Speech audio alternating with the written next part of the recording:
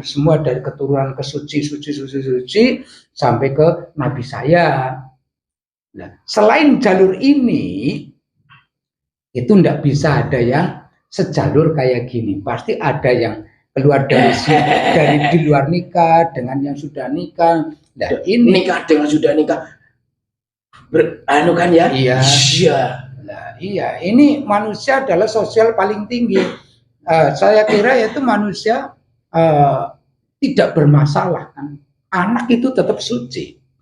Iya, yang bikin juga Tuhan suci dia. Tapi karena sudah diberitakan seperti itu, diberitakan seperti itu, bangsa kami masuk. Dan di dalam manusia itu kan ada kami juga. Ketika dia lahir, ada kami juga. Iya, bersama. Maka sifat-sifat kami itu yang membentuk. Oh, sifat-sifat kamu yang membentuk anak itu.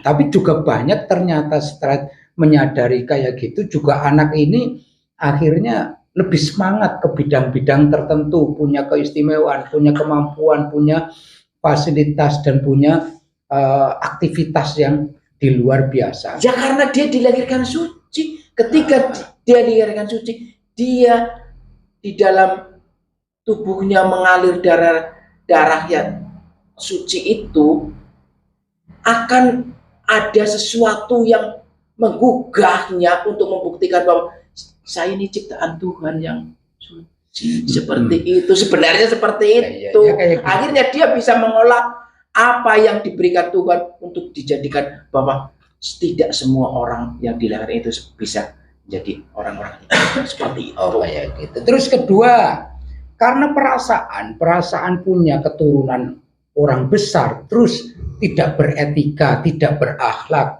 kepada masjid tidak punya akhlak, kepada Al-Quran tidak punya akhlak, kepada manusia tidak punya akhlak, kepada alam tidak punya akhlak. Dan di situ itu bagaimana? Pandangan Anda? Pandangan saya. Iya. Orang-orang seperti itu. Iya, pengakuan diri. Karena dia sudah merasakan saya. Yang kehebatan ada pada saya. Pada aku pada seperti aku. Seperti itu. Dan disitulah kami itu masuk juga. Jadi akhlak kami. Bingung? Enggak bingung. Saya enggak bingung. Artinya Anda kenapa menginformasikan jelas kayak gini? Kenapa Anda mengikuti pembicaraan saya? Bukankah Anda itu harus membantah pembicaraan saya? Malah mengalir juga, menginformasikan apa yang Anda ketahui, apa yang Anda selama ini seleksi kepada jenis-jenis manusia, di mana bayi lahir manusia di situ sudah perdata dari Anda itu udah data keluar kayak gitu. Anda mengalir saja. Yang tolol siapa tadinya? Saya. Ya, poin yang ketiga ya kayak gitu ya. Poin pertama, poin kedua, poin ketiga kita simpulkan manusia sosok sosial tertinggi. Artinya sosial adalah bentuk akhlakul karimah. Sosial kita pada sesama manusia, sosial kita pada hewan, pada tumbuhan, pada batang kayu. Contoh kita menanam kayu dengan tujuan niat ingsun membenahi ataupun ditandur supaya menyimpan air bersih, supaya oksigen juga bersih. Jadi ditanam di samping ekonomis nantinya akar ini akan menyimpan air bersih, berguna bagi masa depannya, juga oksigen, juga polusi udara itu terselenggara, lebih ada penyerapan dan oksigennya jadi bersih juga. Itu juga termasuk akhlak kita pada alam, dan akhlak tertinggi manusia adalah sabar tatkala musibah, ikhlas tatkala kita beribadah, khusyuk tatkala kita itu beribadah dengan Allah, dan tawakal tatkala kita itu berserah diri serta ridho dengan ketentuan-ketentuan yang dari kode takdirnya Allah. Dan keluar dari masjid, karena masjid adalah bentuk pintu rahmat Allah dan pintu fadl Allah. Kita bersinggungan dengan setan-setan yang mengelilingi masjid juga. Ya mangga Anda hadir juga. Kita bahasan masjid, setan yang di sekitaran masjid. Masuk tan.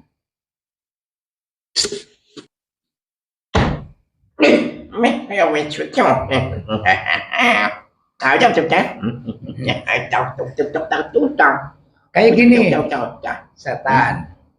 Sama-sama bangunan, Mas. beda namanya. Mas ya. Setan. Kok bisa mas? Jalan masih muda.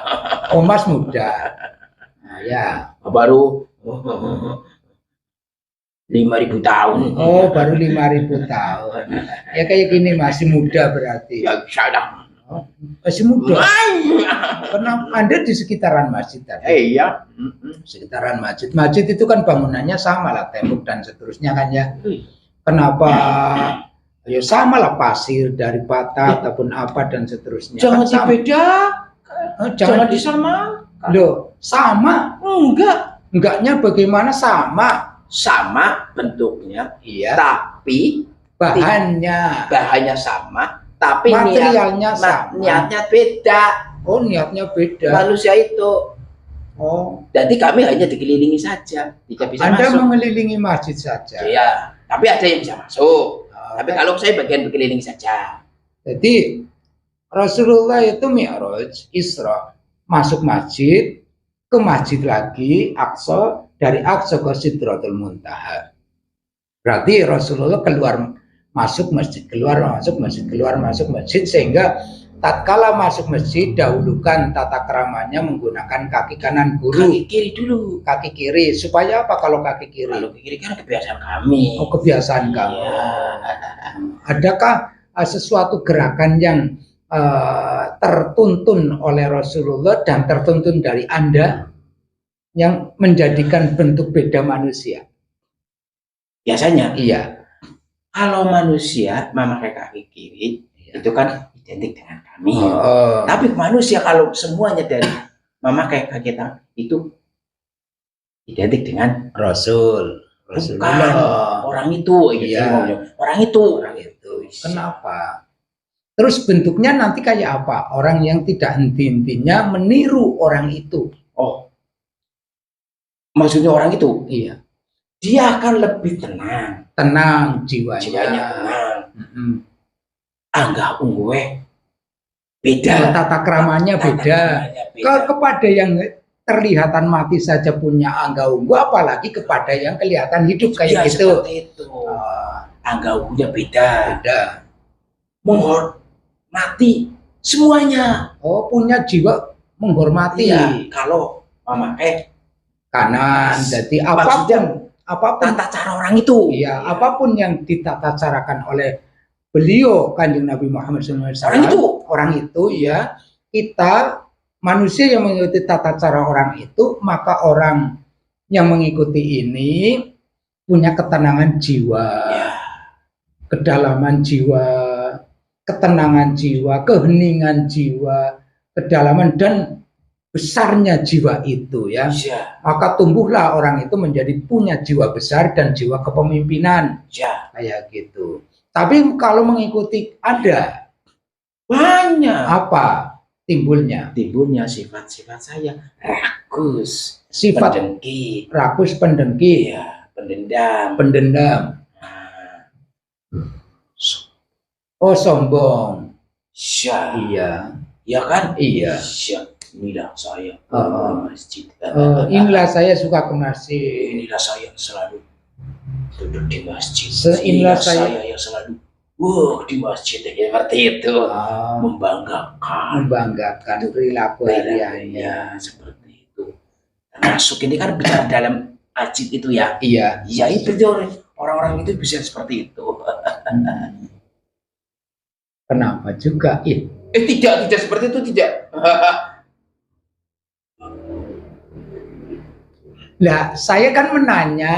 Ya. Saya tanya kalau Anda menjawab itu enggak salah. Oh iya. Iya. Saya ketika Aduh. Kecuali Anda yang bertanya, saya yang menjawab. Saya tanya. Saya yang tanya, Anda yang menjawab. Ya enggak salah kalau menjawab itu. Enggak usah bersalah.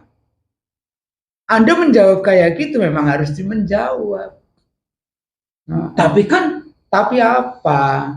Udah jadi jawaban. Bukan, itu bukan jawaban. Tapi apa? Itu dusta. Benar. Kebenaran lah ya. Udah ya. Terima kasih. Anu yang di sekitaran masjid disuruh. Ini ada yang di depan-depan masjid. Adakah yang di pintu-pintu masjid? Ya ada. Ada? Enggak ada. Ada. Di dalam masjid juga ada kok. Ada. Bisa. Ya udah boleh keluar. Saya tak manggil yang di dalam masjid aja. Ya, yang di dalam masjid hadir.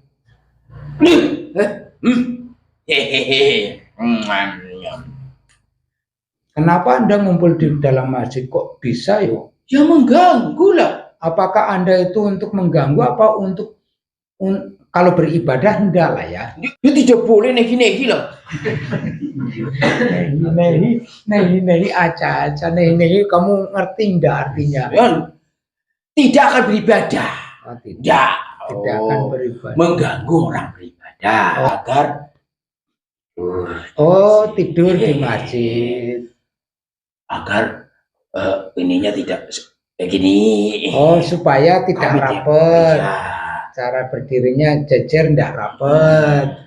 Agar saling bicara di dalam masjid. Agar saling bicara dalam masjid. Ya. Inilah yang dikatakan tidur di masjid tidak berakhlak pada masjid. Ya tidak. Ngomong sendiri apalagi ngomong dalam urusan duniawi di dalam masjid. Itu tidak paling kita bisikan. Kita bisikan tentang kamu dari tadi dapat kerjaan banyak. Ya itu lebih enak. Itu tidak berakhlak pada masjid. Ya, tidak berakhlak.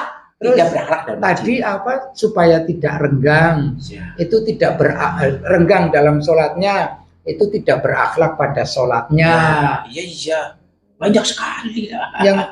Jadi sebenarnya Anda itu menginginkan manusia keluar dari akhlak ya. Akhlak itu kan artinya khulukun. Akhlak. Karena manusia yang datang terakhir itu tugasnya membenarkan akhlak.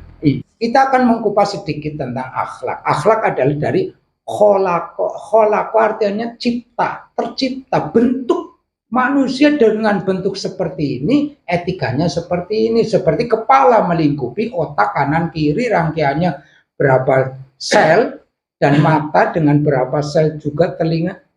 Ini bentuknya. Dalam bentuk ini punya etika. Jadi makanya akhlak adalah keluar dengan kalimatnya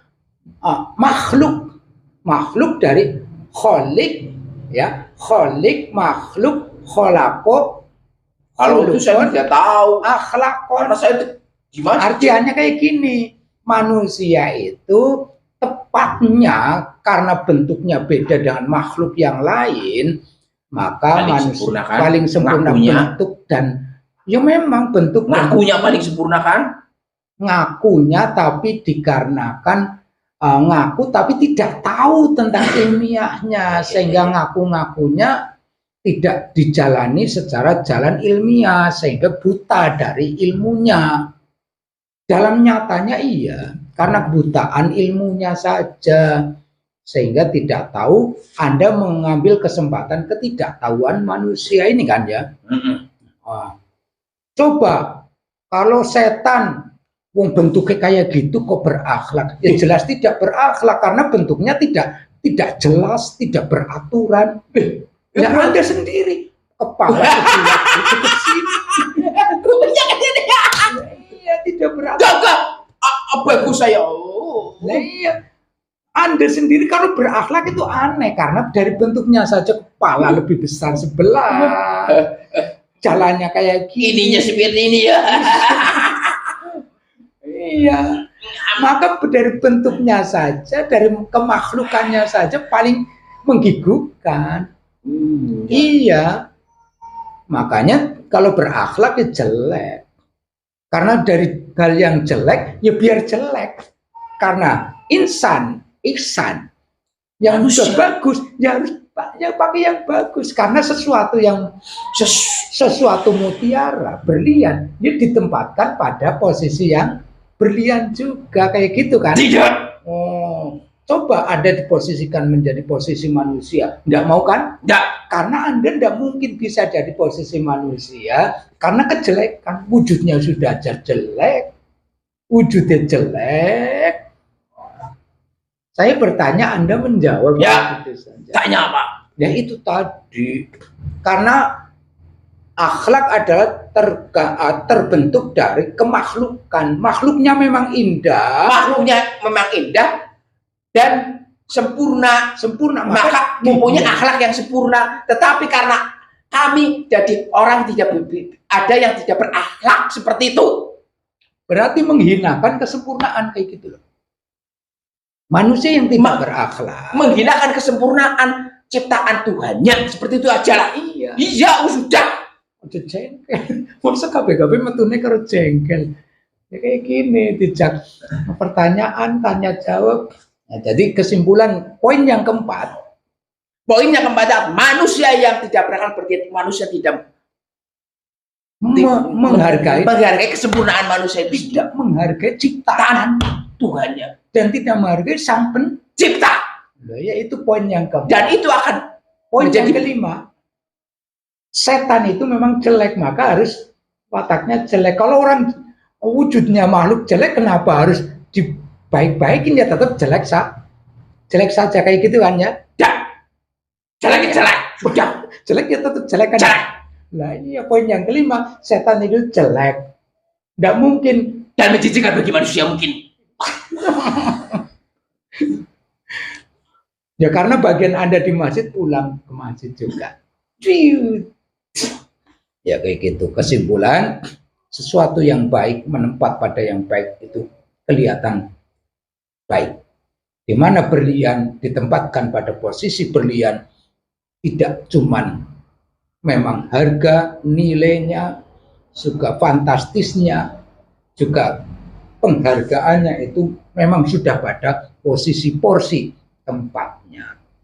Kalau memang manusia sosial yang tinggi, kejadian yang memang sempurna, kok tidak menempat kepada casingnya, casing manusiawinya, sosialnya, ya jelek kayak gitu saja. Jadi akhlak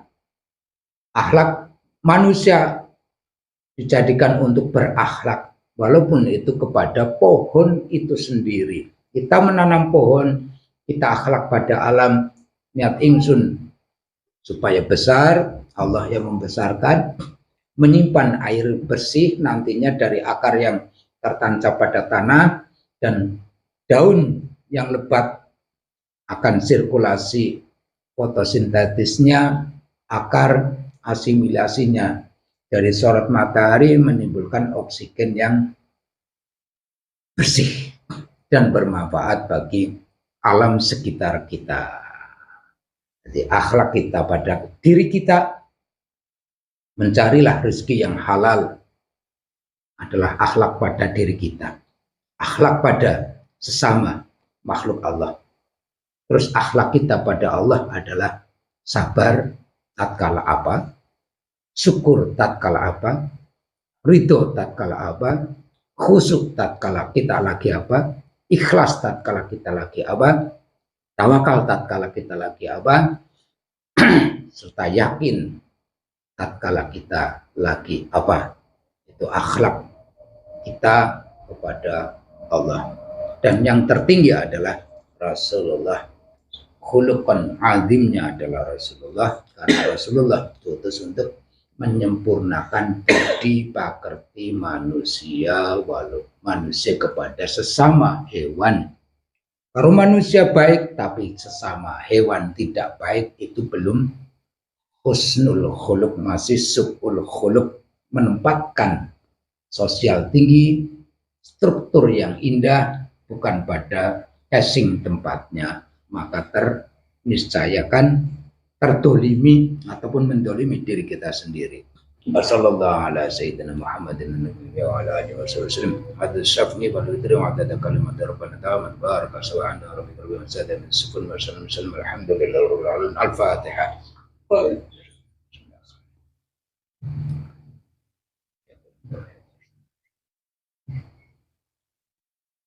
Alaihi waladhdallin amin. Alhamdulillahi rabbil alamin. Ihdinas siratal mustaqim. Hasbunallah wa ni'mal wakil wa la haula wa la quwwata illa billahil aliyyil azim. Wassalamualaikum warahmatullahi wabarakatuh.